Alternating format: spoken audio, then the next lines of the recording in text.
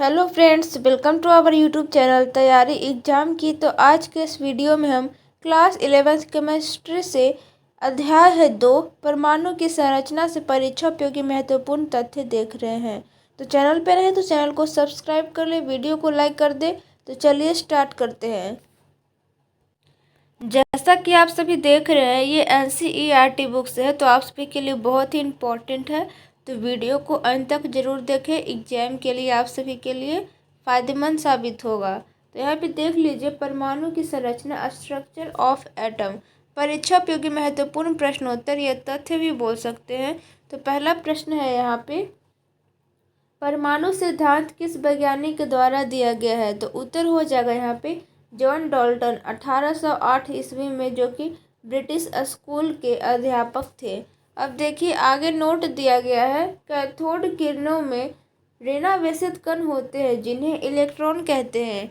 फिर आगे प्रश्न है, तेल बूंद प्रयोग क्या है? तो इसका उत्तर हो जाएगा RA मिलिकन 1868 से में जन्म लिए थे और 1953 ने इलेक्ट्रॉन पर आवेश के निर्धारण के लिए एक विधि तैयार की, जो तेल बूंद प्रयोग 1906 से 14 तक किए थे, वो कहलाता है, दिया गया है। फिर आइए आगे चलते हैं। यहाँ पे दिया गया है प्रश्न, कैनाल किरणें किसे कहते हैं? तो उत्तर हो जाएगा परिवर्तित कैथोड किरण नलिका में किए गए विद्युत विसर्जन से धनावेशित कणों की खोज हुई, जिन्हें कैनाल किरणें कहते हैं। फिर देखिए आगे दिया गया है, परमाणु संख्या Z से प्रेजेंट करते हैं, बराबर हो जाएगा परमाणु के, यहाँ पे परमाणु के नाभिक में प्रोटॉनों की संख्या बराबर उदासीन परमाणु में इलेक्ट्रॉनों की संख्या। फिर आगे के प्रश्न है यहाँ पे, न्यूट्रॉन N किसे कहते हैं?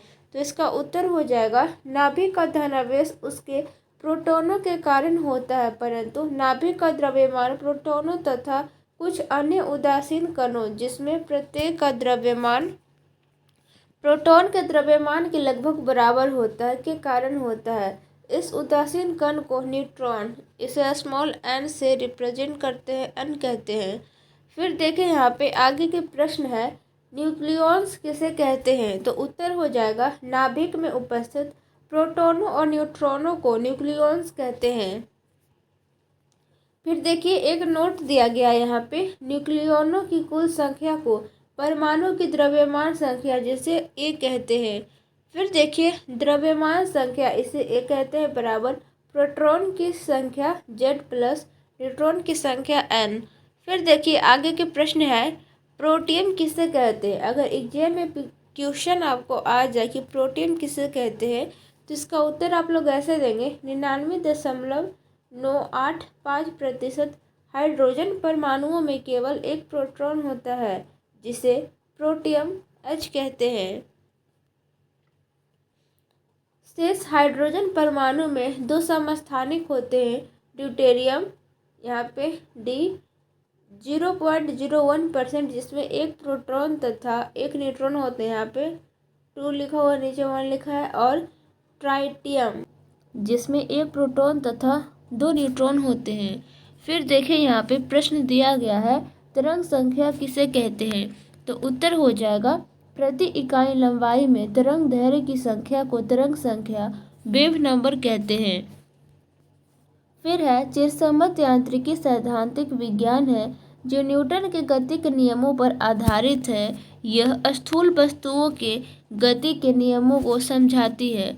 फिर देखिए आगे के प्रश्न है, विद्युत चुंबकीय विकिरण किसे कहते हैं?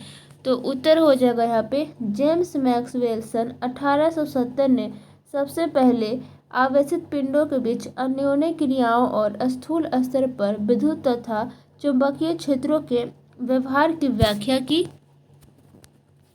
उसने यह सुझाव दिया कि विद्युत आवेशित कणों को जब त्वरित किया जाता है तो एकांतर विद्युत एवं चुंबकीय क्षेत्र उत्पन्न होते हैं, जो विद्युत एवं चुंबकीय क्षेत्र तरंगों, वेव्स के रूप में संचारित होते हैं, जिन्हें विद्युत चुंबकीय तरंग अथवा विद्युत चुंबकीय विकिरण कहते हैं। फिर देखिए आगे चलते हैं, नोट यहाँ पे दिया गया है, आवृत्ति V का SI मात्रक हेनरिक हर्ट्ज के नाम पर हर्ट्ज है, ठीक है। इसे इस तरह से डिनोट करते हैं। फिर आगे के प्रश्न है यहाँ पे तरंग संख्या वेव नंबर किसे कहते हैं। तो उत्तर हो जाएगा तरंगों को बताने के लिए एक दूसरे राशि तरंग संख्या v के ऊपर इस तरह से का उपयोग किया जाता है। प्रति इकाई लंबाई में तरंग दैर्घ्य की संख्या को तरंग संख्या कहते हैं। फिर देखिए आगे, इसका SI मात्रक मीटर के ऊपर -1 मीटर इनवर्स भी बोल सकते हैं का व्युत्क्रम स्पेक्ट्रोस्कोपी के क्षेत्र में तरंग संख्या की सीजीएस इकाई सेंटीमीटर माइनस की तरह से 1 है। ठीक है। फिर आगे है यहाँ पे विद्युत चुम्बकीय स्पेक्ट्रम में लाल रंग कम आवृत्ति वाले और नीला रंग अधिक आवृत्ति वाले क्षेत्र में होता है। ध्यान देंगे, जो विद्युत चुम्बकीय स्पेक्ट्रम होता है उसमें जो लाल रंग होता है वो कम आवृत्ति वाला होता है और नीला रंग जो होगा वो अधिक आवृत्ति वाला होगा। याद रखेंगे आप सभी। आगे है प्रश्न, कृष्णिका विकिरण किसे कहते हैं। तो उत्तर हो जाएगा एक ऐसा आदर्श पिंड जो हर प्रकार की आवृत्ति के विकिरणों को उत्सर्जित तथा अवशोषित करता है। कृष्णिका यानी कि ब्लैक बॉडी तथा इस पिंड से उत्सर्जित विकिरण को कृष्णिका विकिरण कहते हैं। फिर देखिए आगे के प्रश्न है क्वांटम क्या है। उत्तर विद्युत चुम्बकीय विकिरण के रूप में ऊर्जा की जिस न्यूनतम मात्रा का उत्सर्जन या अवशोषण होता है उसे प्लांक द्वारा क्वांटम नाम दिया गया। फिर देखिए आगे के प्रश्न है विवर्तन किसे कहते हैं। उत्तर किसी बाधा के आसपास तरंग के मुड़ने को विवर्तन कहते हैं। फिर है यहाँ पे प्रश्न व्यतिकरण क्या है। तो उत्तर हो जाएगा एक सामान्य आवृत्ति वाले दो तरंगें मिलकर एक ऐसी तरंग देती है जिसका त्रिविम में प्रत्येक बिंदु पर भी क्षोभ प्रत्येक तरंग के उस बिंदु पर भी क्षोभ का बीजगणितीय या सदिश योग होता है। तरंगों का इस प्रकार का संयोजन व्यतिकरण कहलाता है। फिर देखिए आगे के प्रश्न है प्लांक स्थिरांक क्या है। उत्तर हो जाएगा आनुपातिकता स्थिरांक h को प्लांक स्थिरांक कहा जाता है और उसका मान 6.626 गुना 10⁻⁻34 जूल सेकेंड होता है। इस सिद्धांत के अनुसार प्लांक कृष्णिका से विभिन्न तापों पर उत्सर्जित विकिरण की तीव्रता वितरण की आवृत्ति तथा तरंग दैर्घ्य के फलन के रूप में व्याख्या कर सके। फिर देखिए आगे के प्रश्न है प्रकाश विद्युत प्रभाव क्या है। तो उत्तर में हो जाएगा सन 1887 में एज हर्ट्ज ने एक बहुत ही दिलचस्प प्रयोग किया जिसमें कुछ धातुओं जैसे पोटेशियम रुबिडियम सीजियम इत्यादि की सतह पर उपयुक्त आवृत्ति वाला प्रकाश डालने पर इलेक्ट्रॉन निकलते हैं। इस परिघटना को प्रकाश विद्युत प्रभाव कहते हैं।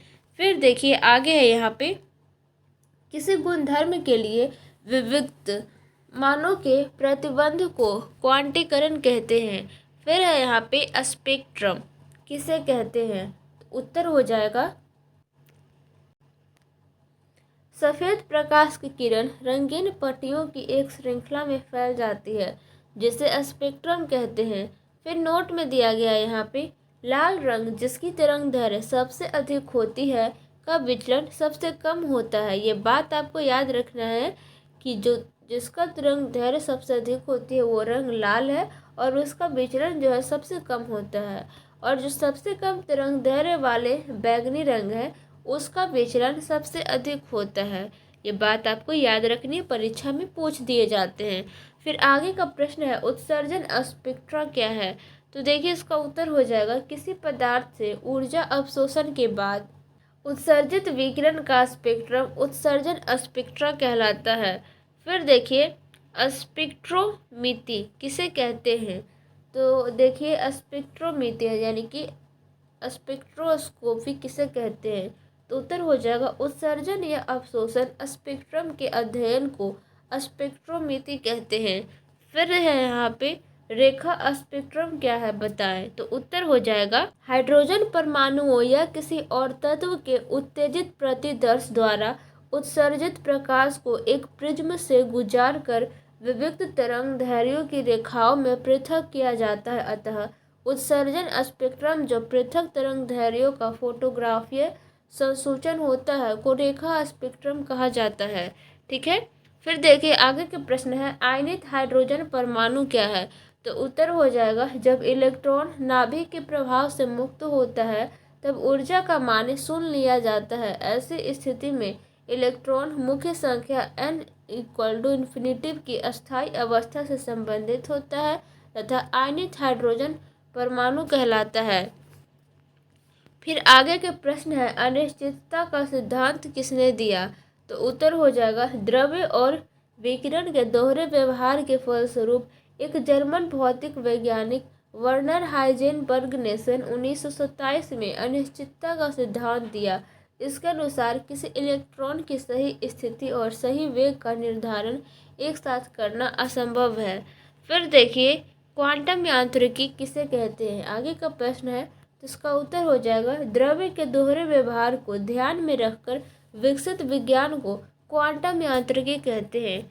या क्वांटम यांत्रिकी एक सैद्धांतिक विज्ञान है जिसमें उन अति सूक्ष्म वस्तुओं की गतियों का अध्ययन किया जाता है जो तरंग और कण दोनों के गुण दर्शाती है। फिर देखिए, आगे दिया गया है, क्वांटम यांत्रिकी का मूल समीकरण श्रोडिंगर द्वारा प्रतिपादित किया गया। इसके लिए उन्हें सन 1933 में भौतिकी का नोबेल पुरस्कार प्रदान किया गया। फिर एक नोट दिया गया है, ऐसे निकाय जैसे एक परमाणु या अणु जिसकी ऊर्जा समय के साथ परिवर्तित नहीं होती है के लिए श्रोडिंगर समीकरण को इस प्रकार लिखा जाता है।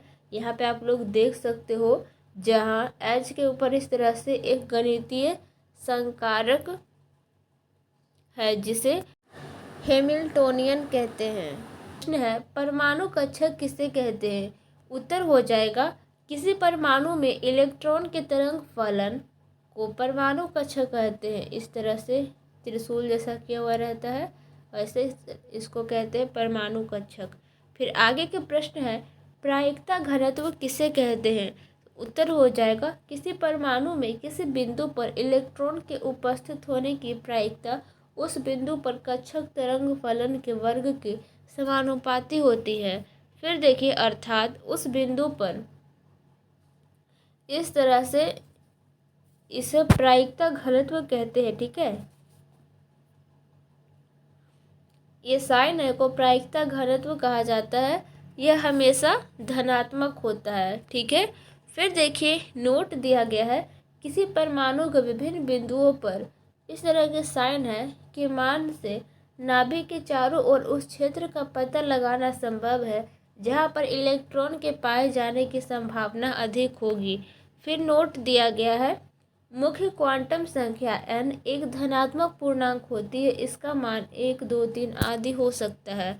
फिर है यहाँ पे द्विगंशीय क्वांटम संख्या, इसे इस तरह से डिनोट करते हैं, वो कक्षक कोणीय संवेग यानी कि ऑर्बिटल एंगुलर मोमेंटम या भौम क्वांटम संख्या। ठीक है, सब्सिडियरी क्वांटम नंबर भी कहते हैं। फिर देखिए, आगे के प्रश्न है, इलेक्ट्रॉन प्रचक्रण क्वांटम संख्या क्या है? तो उत्तर हो जाएगा सन 1925 में जॉर्ज उहलेनबेक और सैमुअल गॉडस्मिट ने एक चौथी क्वांटम संख्या की उपस्थिति प्रतिपादित की जो इलेक्ट्रॉन प्रचक्रण क्वांटम संख्या m कहलाती है। फिर है यहाँ पे, यदि प्रायिकता घनत्व एक दी हुई सतह पर अस्थाई है तो उस सतह पर भी अस्थाई, यहाँ पे ये साइन है, होगा। ठीक है, तो इस तरह का साइन और इस तरह के साइन के लिए परिसीमा सतह एक समान होगी। ठीक है, फिर है यहाँ पे समभ्रंश किसे कहते हैं? तो उत्तर हो जाएगा समान ऊर्जा वाले कक्षकों को समभ्रंश कहा जाता है, डिजेनरेट। ठीक है, फिर आगे के प्रश्न है, तटस्थ अवस्था क्या है? तो उत्तर हो जाएगा हाइड्रोजन परमाणु में 1 सेकेंड कक्षक सबसे स्थायी स्थिति के संगत होता है। यह तटस्थ अवस्था ग्राउंड स्टेट कहलाती है। फिर है प्रश्न, उत्तेजित अवस्था क्या है? तो उत्तर हो जाएगा हाइड्रोजन परमाणु में 2s 2p या उच्च कक्षकों में उपस्थित इलेक्ट्रॉन को उत्तेजित अवस्था में कहा जाता है। फिर है यहाँ पे आगे अफबाऊ नियम क्या है? तो जर्मन भाषा में अफबाऊ शब्द का अर्थ है निर्माण होना। कक्षकों का निर्माण होने का अर्थ है कक्षकों का इलेक्ट्रॉनों द्वारा भरा जाना। इस नियम के अनुसार परमाणुओं की तटस्थ अवस्था में कक्षकों को उनकी ऊर्जा के बढ़ते क्रम में भरा जाता है। फिर है पाउली अपवर्जन सिद्धांत। विभिन्न कक्षकों में भरे जाने वाले इलेक्ट्रॉनों की संख्या अपवर्जन सिद्धांत द्वारा नियंत्रित होती है, जिसे ऑस्ट्रिया के वोल्फगंग पाउली नामक एक वैज्ञानिक ने दिया था। इस सिद्धांत के अनुसार किसी परमाणु में उपस्थित दो इलेक्ट्रॉनों की चारों क्वांटम संख्याएं एक समान नहीं हो सकती है, या केवल दो इलेक्ट्रॉन एक कक्षक में रह सकते हैं। इन इलेक्ट्रॉनों के पृथक्करण विपरीत होने चाहिए। फिर है यहाँ पे मुख्य क्वांटम संख्या n वाले कोश में इलेक्ट्रॉनों की संख्या 2n² के बराबर होती है। फिर आगे आता है यहाँ पे हुंड का अधिकतम बहुलता का नियम। यह नियम एक ही उपकोष से संबंधित कक्षकों को भरने के लिए लागू किया जाता है। इन कक्षकों की ऊर्जा बराबर होती है। उन्हें समभ्रंश कक्षक डिजेनरेट ऑर्बिटल्स कहते हैं।